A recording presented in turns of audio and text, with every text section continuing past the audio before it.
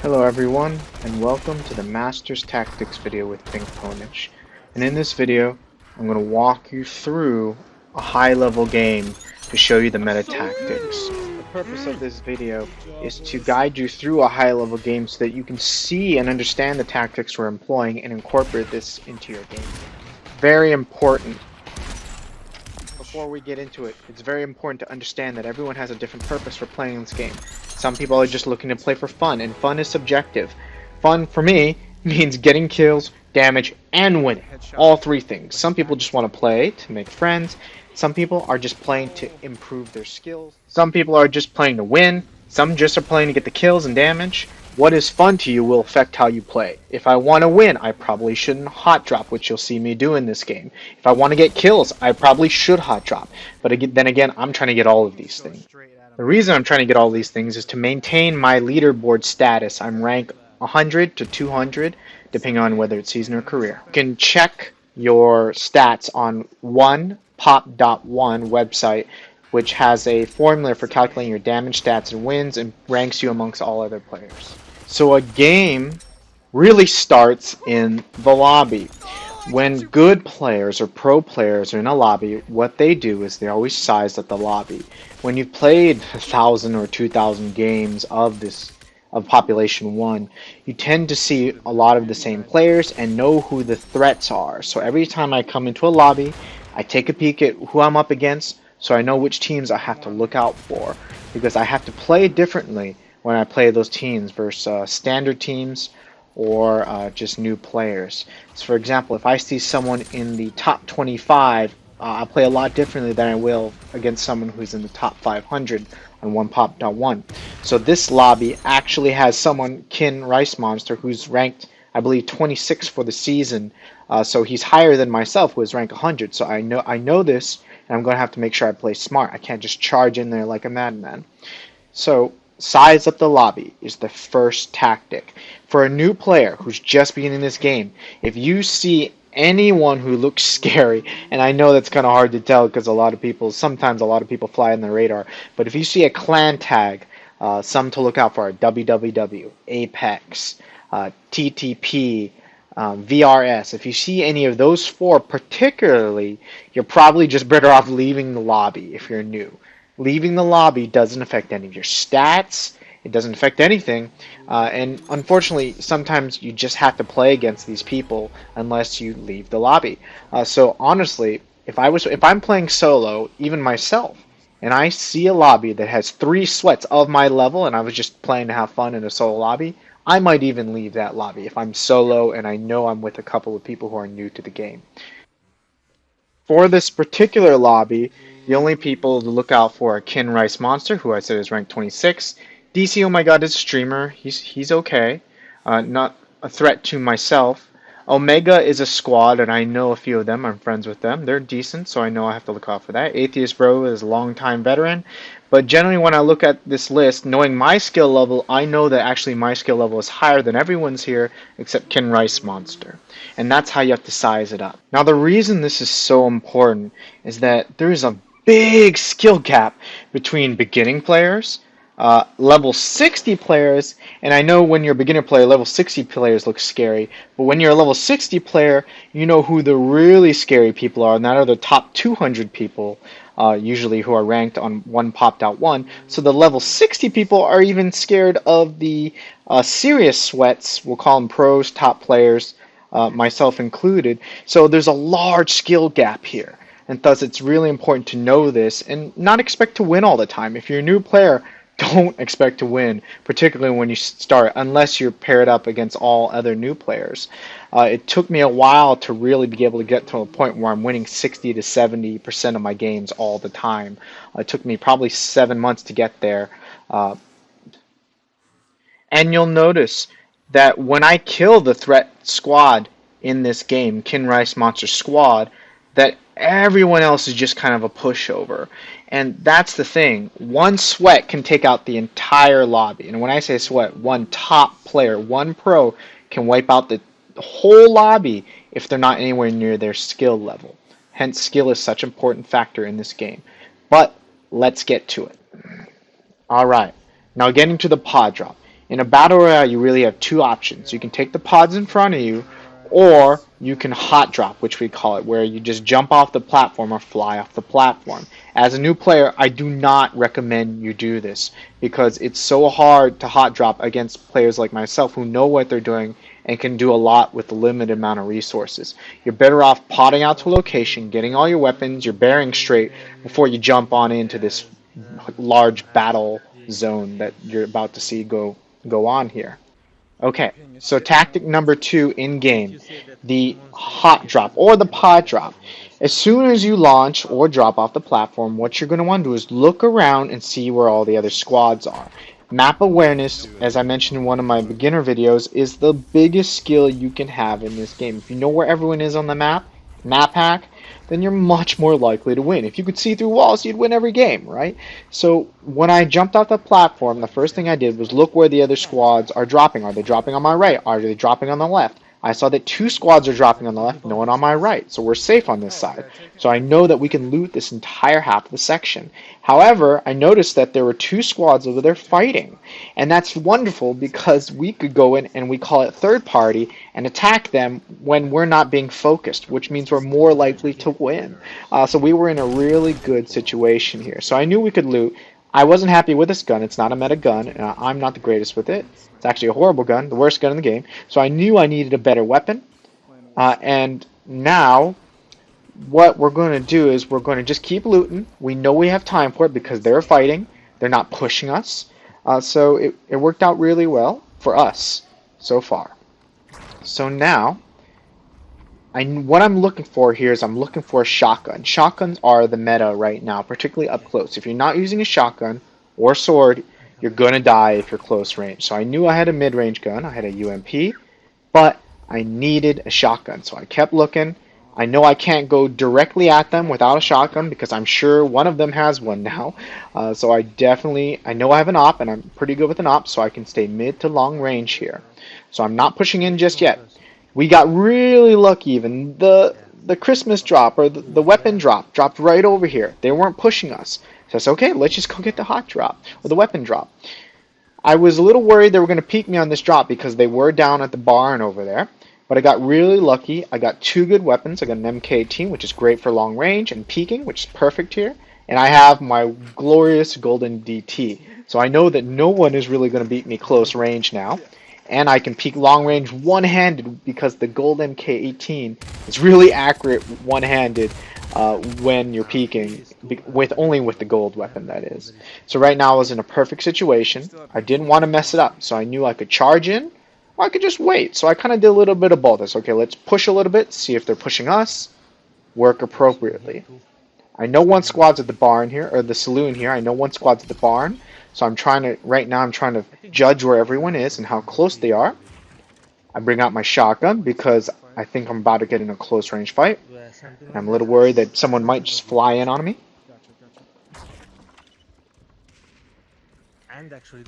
Now, I'm moving to the saloon. So in this area, I know the saloon has good loot. So claiming the saloon is really important. It's actually just good position-wise on all the rest of the buildings here in the frontier. So I know someone's up there. My friend shot him a little bit. I peeked him with a shotgun. 1 down. So I know there's 2 people left on this squad. I'm trying to play it a little safe because I know there's 2 squads still. I didn't just fly in there and charge. Healing up, taking my time. One of my people is down. I know we're in trouble, so I got to make something happen here. Got behind one guy, took 1 down. Looking good. I'm trying to take my time. Always take the shield that's on there when you kill somebody, if possible. Use build. If you die before you used all the build, you were in the wrong. So I know I can still take my time here. I know my friend's rezzing my teammate. And they know I'm the higher skilled player on the squad, so they're going to let me do my thing. I'm peeking with that golden MK18 because I know it's amazing one-handed. I know that squad ahead is the good squad, so I'm playing very carefully. I'm trying to peek, make sure I'm full health if possible while I'm commanding the position. I'm trying to rotate, we call it, to the right, rotate. And I'm trying to rotate to the right so that they can't sneak out of this position. I want them trapped here. And I knew they were down here, I heard them. So I jumped in on them. I killed Kin Rice Monster right there. I didn't even know that was him, honestly, because it didn't feel like a challenge. But I didn't even know. But I killed him. I knew this was a squad, and I knew the last one was running. I was going to chase this man down to the end of the world, because if I kill the threat squad, in my mind, I know no one else stands a chance. 60. Okay, so I knew I heard him. 120. He only got 80 health left. Right here, I break the door to make him think I'm going inside, to make him fly off, which he did. He's flying in the air, and whenever you're flying in the air against a good player, you are a dead man, because all good players have amazing aim. Don't fly in the open. Once he was behind that rock, I knew it was game over.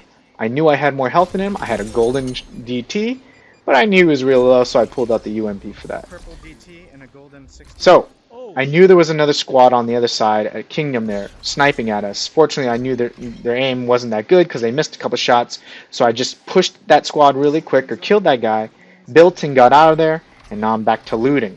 Resources are so important in this game if you know how to use them. So I was very lucky. I'm almost fully stocked here. I've got health items. You're going to want at least two bananas on you, or health sodas, one of those. And then at least one kind of shield. That's at least how I do my load-ups. Usually I'll take either the shield sodas or the shakers, whatever I get most of. Sometimes I'll take both. I believe the shields are more important than the health sodas. So I'll prioritize the shield shaker, the shield soda, and the bananas. And then I'll try and keep 2 to 3 weapons in my loadout. And I usually try to keep at least one zone grenade. Grenades in the beginning when you're a new player don't feel that important, but when you get to high level play, grenades are the most important weapon in the game, because good players don't die fast. They know how to peek, and if you charge them, you're going to die because, like I said, they have amazing aim. You don't want to fly in the open on them. So zone grenades are great at getting them out of cover so that you can kill them, so you can move them where you want them to. So now that we wiped that squad, I know we can chill, so I'm already, like, mentally I took it down a notch already. But we're trying to figure out where we can go. We knew the zone was back this way, so we have to head this way. Because in a Battle Royale, the zone does so much damage. You want to keep inside the zone. Whoever holds the zone usually is going to win. Unless they're getting attacked by multiple squads while they're holding the zone. But we knew that going back this way was safe, because we knew there was one more squad here in the frontier. But they didn't charge us, so we knew kind of going backwards we'd be okay and safe going back. We never ideally want to run into 2 squads at the same time. Remember that. Tactic number 3, 4, 5, wherever we're at, don't fight 2 squads at the same time if possible. And that's why map awareness is so important. In this game, I already knew where all the squads were. I knew one squad was over there. I knew one squad was over here in Frontier somewhere on our right, probably more in the zone now. And so I'm trying to navigate my team. I'm usually the team leader, and that's probably my biggest skill set is map awareness and team leadership. So I'm navigating my squad so we get the best positioning. And I noticed right there that the other squad's over there. So I know where 2 squads are. And I believe that's everyone in this game. We'll see when I take another peek at the map. So I know where the squads are. Oh no, there's 2 squads out there fighting at the red barn. So there's 3 squads left. One up in the hills over there, that one. Fortunately, I saw them flying down the hill, so I knew that they weren't a threat anymore. They were actually the biggest threat to us because they would have been behind us if they rotated to the zone or moved to the zone, and then we would have been getting shot in the back. So I was keeping an eye on them, but I knew they didn't. So I said, hey, great. If you can hear my in-game chat, I said, great, they let us get the zone. So we went, moved in, took the zone positioning. So I have this nice high ground with an awesome sniper that I'm really good at. I know no one's going to push here without taking some mad damage. So we got 1 squad over there. We got 2 squads in left, or maybe only 1 squad left now. They might have killed each other there. I'm poking them really hard with my sniper. Things are going great right now. Only 1 more left on that squad, and it went that way into the barn, I assume. So right now we are in excellent position. We have the high ground. One guy's on my team's up in the mountains. I'm up on this side. We got another person on the other side. We're holding the high ground against all these other teams. Now the only problem here is that we broke one of my tactics, one of my rules. We were fighting 2 squads at the same time. I normally, if we knew these squads were of similar skill level, we probably wouldn't be doing this, because if 2 squads of the same skill level were pushing us at the same time, we'd be in major trouble. So I just took out a Mega right there, and that was one of the guys we had to worry about. So we know that squad's the decent squad, so I'm going to put a little more pressure on them. One We're over just here. trying to keep both squads out of zone. So I got my homie on my left and my homie on my right. I've got the wingman position in the middle. One I'm last helping one on both that side. sides, trying to make sure that one of these teams doesn't push us The other too team's hard, too still on quick. side, I'm guessing. We are killing them. They're reviving slowly. We're not going to fly in there and finish them because if we do that, the other squad can come in, maybe kill one of our teammates and take position on us. So we're playing this very carefully, very smart, and this is probably what you should do against good players because this is just a smarter way to do it. So they're reviving. We don't really care. We're just getting kills. Now I know that the good squad on the left is working hard on my homie on my left. And I know that on my teammates, my left guy is a little weaker than my right guy. So what I'm going to do is I'm going to help him right now. I'm going to push in and help as good as I can on this squad. I'm coming to help. I hear him close to me. I pull out my shotgun because DTs or shotguns are the best. Take him out. I knew I'd win the one-on-one because I had a gold gun and I knew he was a little hurt.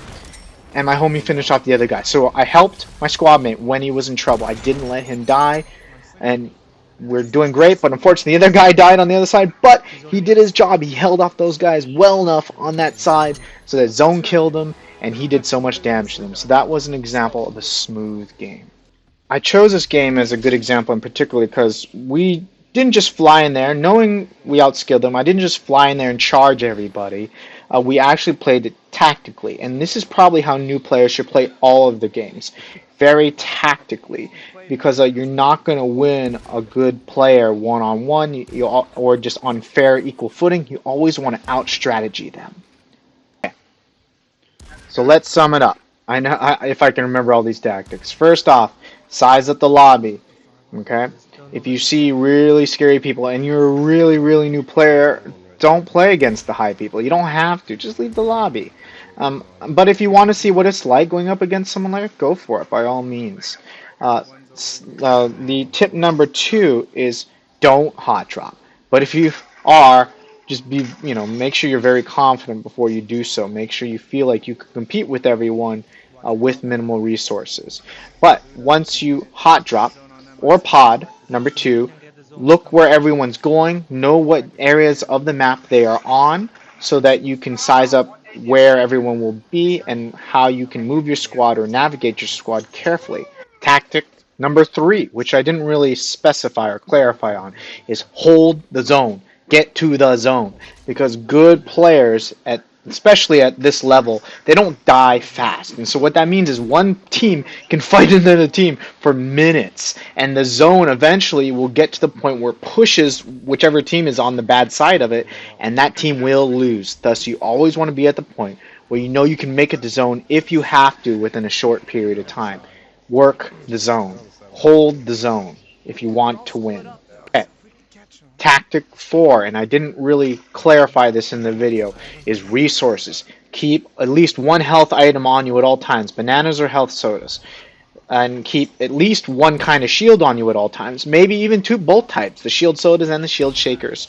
Like I said on the last tip, and this tip or tactic really builds off the last tactic, is good players don't die quick. You have so many resources. You have build, you have health, you have shields these days, where the meta is people don't die quick. Unless someone's on you close in, right on top of you, you can just build walls, eat a banana, drink some shield, and you're back up. So good players don't die fast. So my tactic number 4 for you is use your health items carefully, build carefully and smartly. Take your time. You don't have to rush in there to die. Use your health resources. Run away. Fly away. Flying is always faster.